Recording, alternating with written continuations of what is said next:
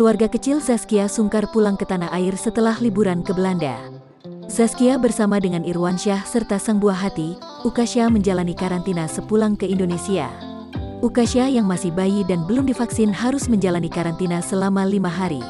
Melalui Instagramnya, Zaskia menunjukkan potret berada di pesawat dengan sang putra.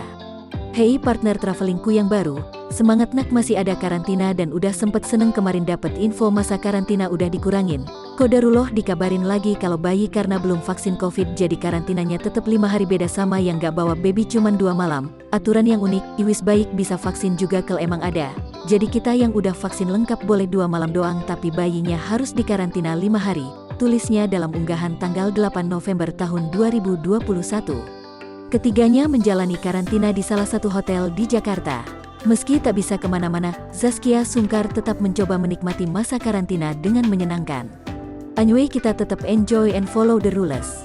Karena sesungguhnya mamimu adalah kaum rebahan, jadi insya Allah enjoy aja istirahat di hotel. Bismillah, semoga 5 hari karantina ini menyenangkan dan Ukasha gak krengki di kamar doang ya nak." Liburan ke Belanda menjadi kali pertama Ukasha ke luar negeri.